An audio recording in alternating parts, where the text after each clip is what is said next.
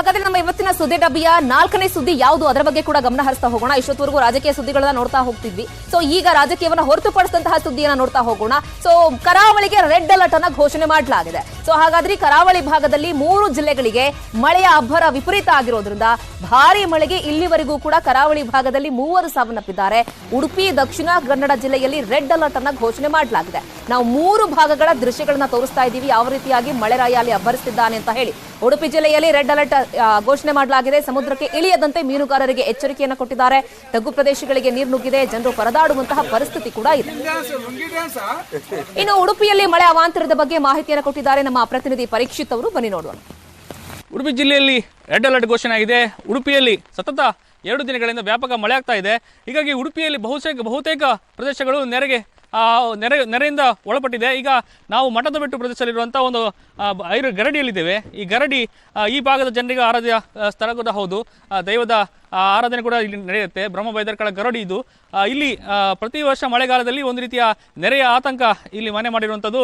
ಈ ಬಾರಿ ಕೂಡ ನೆರೆ ಬಹುತೇಕ ಈ ಗರಡಿಯನ್ನು ಸುತ್ತುವರಿದಿರುವಂಥದ್ದು. ಕಳೆದ ವರ್ಷ ಕೂಡ ಈ ಭಾಗದಲ್ಲಿ ಈ ಗರಡಿ ಬಹುತೇಕ ಮುಳುಗಡೆಯಾಗಿತ್ತು. ಅರ್ಚಕರು ಈ ನೆರೆಯಲ್ಲೇ ಬಂದು ಪೂಜೆಯನ್ನು ಮಾಡ್ಕೊಂಡು ಹೋಗ್ತಾ ಇದ್ರು. ಈ ಬಾರಿ ಒಂದಷ್ಟು ಭಾಗದಲ್ಲಿ ಒಂದು ರೀತಿಯ ಒಂದಷ್ಟು ತೋಡಿನ ಸ್ವಚ್ಛತೆ ಕಾರ್ಯಕ್ರಮ ಆಗಿದ್ದರಿಂದಾಗಿ ಈ ಭಾಗದ ನೆರೆ ಅಷ್ಟೊಂದು ಬಂದಿಲ್ಲ. ಆದರೂ ಕೂಡ ನೆರೆ ಆತಂಕ ಇನ್ನಷ್ಟು ಹೆಚ್ಚಾಗುವ ಸಾಧ್ಯತೆ ಇದೆ. ಯಾಕಂದರೆ 2 ದಿನಗಳಿಂದ ನಿರಂತರವಾಗಿ ಮಳೆ ಆಗ್ತಾ ಇದೆ. ಇನ್ನಷ್ಟು ದಿನ ಮಳೆ ಮುಂದುವರೆದಲ್ಲಿ ಗರಡಿ ಸಂಪೂರ್ಣವಾಗಿ ಮುಳುಗಡೆಯುವ ಸಾಧ್ಯತೆ ದಟ್ಟವಾಗಿದೆ. ಈ ಗರಡಿಯಲ್ಲಿ ನೋಡ್ತಾ ಇರ್ಬೋದು, ಈ ಗರಡಿ ಸಂಪೂರ್ಣವಾಗಿ ಮುಳುಗಡೆ ಆಗಿರುವಂಥದ್ದು. ಒಂದು ರೀತಿಯ ಅರ್ಚಕರು ಕೂಡ ಈ ಭಾಗದಲ್ಲಿ ಬಂದು ನೆರೆಯಲ್ಲೇ ಬಂದು ಪೂಜೆ ಮಾಡುವಂತಹ ಪರಿಸ್ಥಿತಿ ಇರುವಂಥದ್ದು. ಸುತ್ತಮುತ್ತ ಬಹುತೇಕ ಮನೆಗಳಿದೆ, 100 ಮನೆಗಳಿದೆ. ಆ ಎಲ್ಲ ಮನೆಗಳು ನೆರೆಯಿಂದ ಆವೃತವಾಗಿರುವಂಥದ್ದು.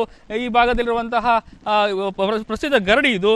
ಈ ಭಾಗದ ಮಳೆ ಬಂದ ಕೂಡಲೇ ಈ ಭಾಗದಲ್ಲಿ ಆ ನೆರೆ ಆತಂಕ ಮನೆ ಮಾಡುತ್ತೆ. ಆ ಆತಂಕ ಈಗ ಮತ್ತೆ ಮರುಗಟ್ಟಿರುವಂಥದ್ದು. ನೆರೆಯಿಂದ ಸಂಪೂರ್ಣ ಈ ಗರಡಿ ಆವೃತವಾಗಿರುವಂಥದ್ದು. ಜನರು ಕೂಡ ಇಲ್ಲಿ ನೆರೆಯಲ್ಲೇ ಬಂದು ಕೈ ಮುಗಿದು ಹೋಗುವಂತಹ ಸ್ಥಿತಿ ಇದೆ. ಸದ್ಯಕ್ಕೆ ಯಾವುದೇ ಅರ್ಚಕರು ಇನ್ನು ಬಂದಿಲ್ಲ. ಆದರೂ ಈ ನೆರೆಯಲ್ಲೇ ಬಂದು ಪೂಜೆ ಮಾಡಿ ಹೋಗುವಂತಹ ಪರಿಸ್ಥಿತಿ ನಿರ್ಮಾಣವಾಗಿದೆ. ಜಿಲ್ಲಾಡಳಿತ ಇನ್ನೂ ಕೂಡ ಯಾವುದೇ ರೀತಿಯ ಯಾವುದೇ ಕ್ರಮ ಕೈಗೊಂಡಿಲ್ಲ. ಈ ಭಾಗದಲ್ಲಿರುವಂಥ ನಿವಾಸಿಗಳನ್ನು ತೆರವು ಮಾಡುವಂಥದ್ದು ಅಥವಾ ನಿವಾಸಿಗಳ ಆತಂಕವನ್ನು ಕೇಳುವಂತಹ ಯಾವುದೇ ಕ್ರಮವನ್ನು ಕೈಗೊಂಡಿಲ್ಲ.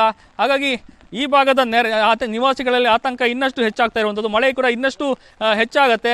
ಹೀಗಾಗಿ ಈ ನಿಟ್ಟಿನಲ್ಲಿ ಜಿಲ್ಲಾಡಳಿತ ಆದಷ್ಟು ಬೇಗ ಕ್ರಮ ಕೈಗೊಳ್ಳಬೇಕು ಅನ್ನುವಂಥದ್ದು ಈ ಭಾಗದ ನಿವಾಸಿಗಳ ಒಂದು ಆಗ್ರಹವಾಗಿರುವಂಥದ್ದು. ಈ ಭಾಗದ ನಿವಾಸಿಗಳಲ್ಲಿ ಮತ್ತಷ್ಟು ಆತಂಕ ಹೆಚ್ಚಾಗುವ ಮೊದಲು ಜಿಲ್ಲಾಡಳಿತ ಈ ಕ್ರಮವನ್ನು ಕೈಗೊಳ್ಳಬೇಕು, ತುರ್ತು ಕ್ರಮವನ್ನು ಕೈಗೊಳ್ಳಬೇಕು. ಪರೀಕ್ಷಿತ್ ಶೇಟ್, ನ್ಯೂಸ್ 18 ಉಡುಪಿ.